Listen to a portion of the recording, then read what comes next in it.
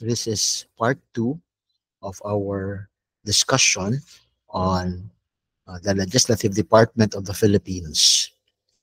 We continue with that discussion on the matter of the salaries, privileges, qualifications, and duties of the members of Congress. First up is on the matter of their salaries. Section 10 of Article 6 provides that law provides for the determination of the salaries of the members of Congress. It continues, however, by saying that any increase, of course, as created by law, of such salaries shall not take effect during the incumbency of those who participated in the lawmaking for the increase of such a salary. In Article 18, Section 17, there is an initial determination of how much the salaries of the members of Congress are, alongside other key officers in government. So you notice that in Section 10, highlighted in blue, on the matter of increase, it only takes effect after the expiry of the term of all the members of Congress who participated in such an increase. According to Tanyada and Fernando's book on the Constitution of the Philippines, purpose is that it is a deterrent, a legal bar to the legislators yielding to the natural temptation to increase their salaries.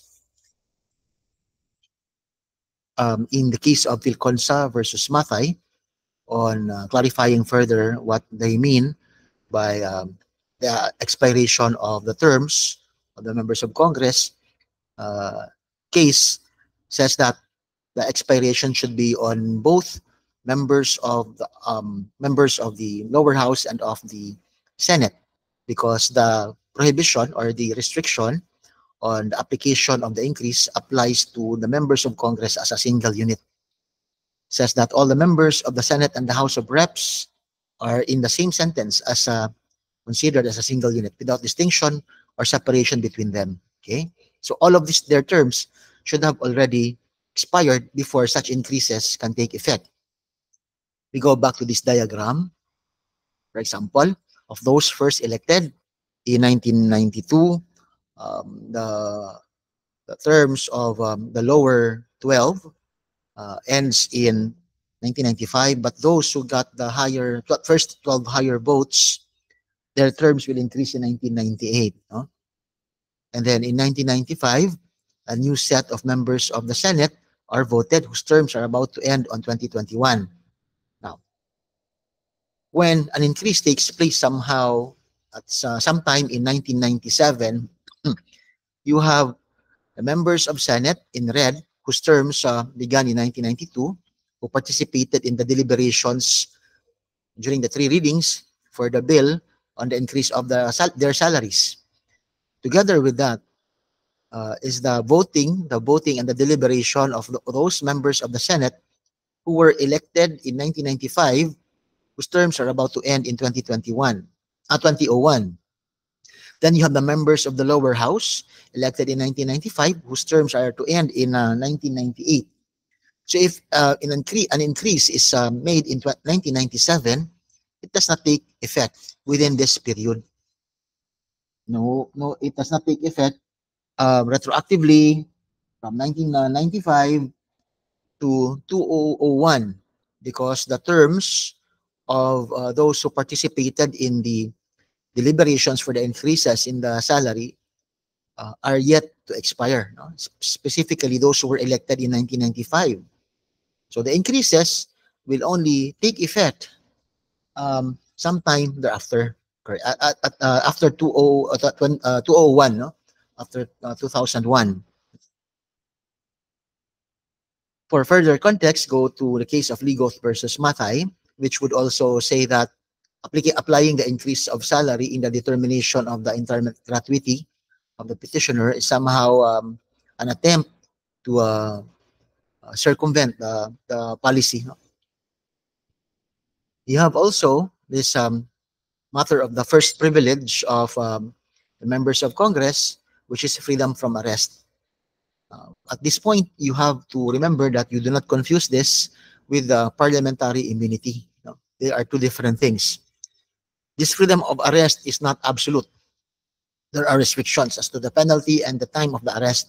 It says that a member of Congress in all offenses punishable by not more than 6 years of imprisonment, that's the first condition, shall be privileged from arrest. Second condition, while Congress is in session. Meaning, if the offense is punishable by more than 6 years, or when Congress is not in session, they may be arrested, no? Kung lagpas 6 na taon, or when Congress is not in session, they may be arrested, no? They may be arrested. Does not say that they are immune from suit.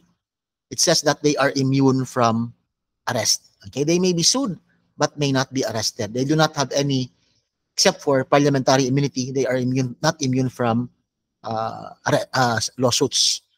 All the more arrest, okay, given these conditions. No? So the rationale is to ensure that the members of Congress are not prevented from performing their legislative duties. No, it is a necessary adjunct to the vigorous and effective performance of their official functions. Their functions may be impeded if they will be arrested during sessions. No, in the case of People versus Halusos, as well as Trillanes, on the significance of the number of the members of Congress, while there are 24 senators and there are at least 250 members of the lower house, the absence of one, no, is not going to affect the entire membership of the house, no, as far as voting is concerned.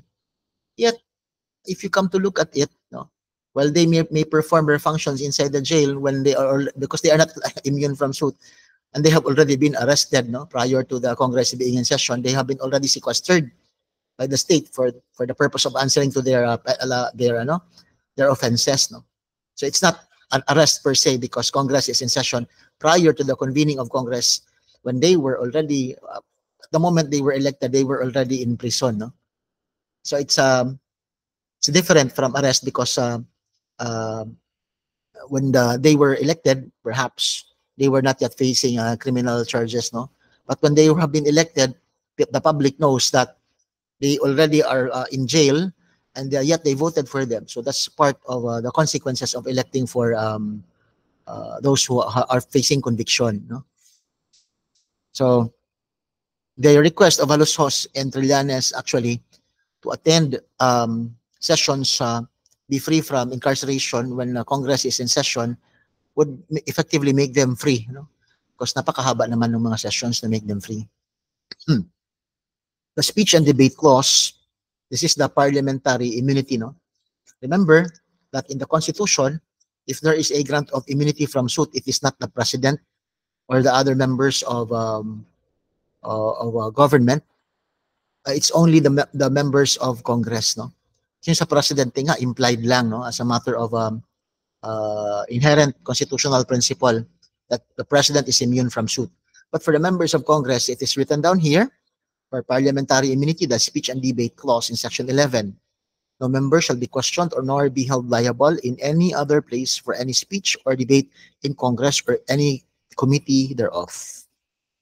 So this is also for their protection from resentment for everyone, however powerful, or from everyone, however powerful, because minsan may nasasagasaan silang tao sa kanilang privileged speeches, no, when Congress is in session. This is to enable and encourage our representative of the public to discharge his public trust with firmness and success. Otherwise, if there is no parliamentary immunity, the deliberations in Congress would degenerate into a polite and ineffective debating forum. But it will, the deliberations will be too hampered or restricted and make them ineffective to perform their deliberative duties, no? So again, it is a necessary adjunct to the vigorous and effective performance of their functions. Certainly, their functions will be impeded if every dissatisfied person could compel them to vindicate the wisdom of their enactments in an action for damages or question their official acts before the courts. O only those relating to the speech and the debate clause, no? So this their behavior as far as the parliamentary immunity is concerned, is not absolutely um, shielded or immune from uh, from actions, no, from court actions, because they may be called upon for their remarks in Congress by their colleagues themselves, no. So it says that only any speech or debate in the Congress or any committee thereof, no, also is another restriction, because if they perform their their slanderous remarks, if they utter their slanderous remarks outside Congress or in their committees, they may be held for may be held liable for slander or whatnot, libel if it's printed or published. So again, parliamentary immunity is not absolute, because they may be made responsible for their actuations by their colleagues. They may be disciplined, um, reprimanded, or suspended, or whatnot. At the same time, they are also restricted by the fact that they can only be immune when they utter words which are defamatory or slanderous. For example, when they can be shielded from that when they are inside the Congress. Um, this matter of Pobre versus Defensor Santiago, I think Santiago here berated members of the Supreme Court, calling them names, argumentum ad hominem, no? But the Supreme Court said it's not for them to discipline Santiago during her privileged speech or utterance during her privileged speech, because according to the courts, they do not interfere with the legislature or or its members in the manner they perform their functions in Congress or any committee thereof. Any claim of an unworthy purpose or the fatality, falsity, and malafides of the statement uttered by the member of Congress does not destroy the privilege. The disciplinary authority of the assembly and the voters are with the voters. Sorry, the disciplinary authority of the assembly and is with uh, sorry, it is the Congress itself and the voters and not the courts who can properly discourage or correct such abuses committed by members of Congress, meaning their committees or the public during election. No? They may not opt to vote for a foul-mouthed person, or Congress itself when they find the actions of their fellow members as contrary to protocol or really erroneous, no, unacceptable. Unlike this case of Jimenez versus Kapangbang, whose error was to publish a derogatory remark against a fellow member of Congress or public officers, um, who made their derogatory remarks in its halls, but subsequently published them. So that the publication is outside the halls of Congress or any of its committees, and they are not immune from that. They cannot be exonerated from that. Members of Congress may be disqualified either for incompatible offices or forbidden offices. What are forbidden and incompatible offices? Incompatible offices is the first sentence in Section 13 of Article 6. No senator or member of the House of Reps may hold any office or employment in government or in any of its subdivisions, agencies, or instrumentality thereof, including GOCCs or their subsidiaries, during his term without forfeiting his seat. Recall that a member of Congress has several times resigned from their post to accept another function in government. That is because their functions are incompatible with the office that they wish to accept. But remember, with this incompatible office, cannot accept the office unless he waives or forfeits his seat in Congress. So meaning, if he waives or forfeits his seat, he may accept the post immediately. Well, the reason for this is so that Congress may not spread members of Congress may not spread themselves too thinly, or perhaps to avoid some conflict of interest. No? A forbidden office, on the other hand, is more of a delicadeza provision. Neither shall he be appointed to any office which may have been created, or to emoluments thereof increased during the term for which he was elected. So, ginawa ng office during his term or tinaas yung emoluments during his term cannot be appointed to it during his term. No? So a member cannot be appointed even if he is willing to give up his seat in Congress. Appointment nga is forbidden. So if he resigns from Congress, he loses his seat. But still, the disqualification to the new office remains.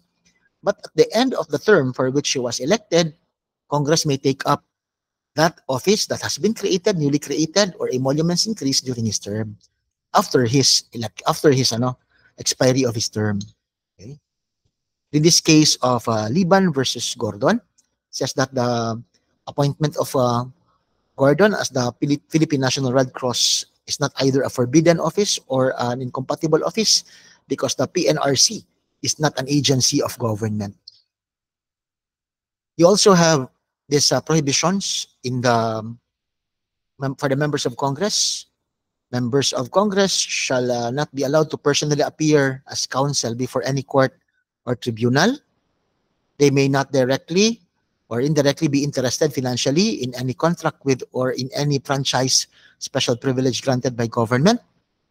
And they may not intervene in any matter before any office or government. No? Padrino. No? So this allows legislators to, allowing legislators to intervene in the various phases of project implementation, for instance, is a matter before another office, renders them susceptible of taking undue advantage of their own office. No? Hence the prohibition. No? Also says that no loan, guarantee, or other forms of financial accommodation for any business purpose may be granted directly or indirectly by any government-owned and controlled corporation. And then also, no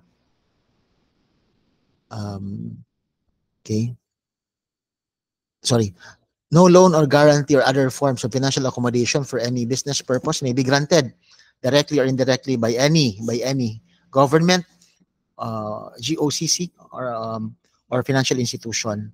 Okay, even to the members of Congress, no, or any firm or entity which they have controlling interest during their tenure. So no loans or guarantees or financial accommodations may be given to them.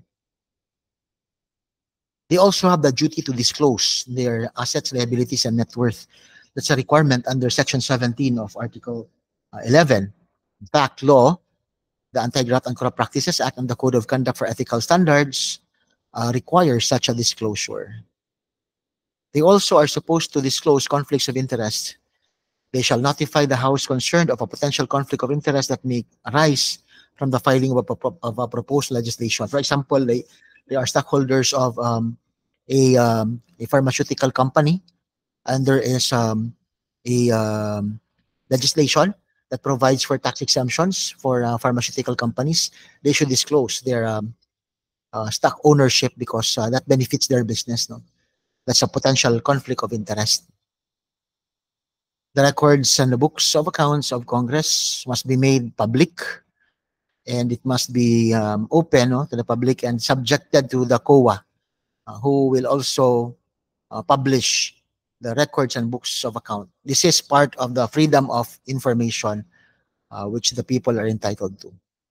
So that's part 2 of the discussion on the legislative department.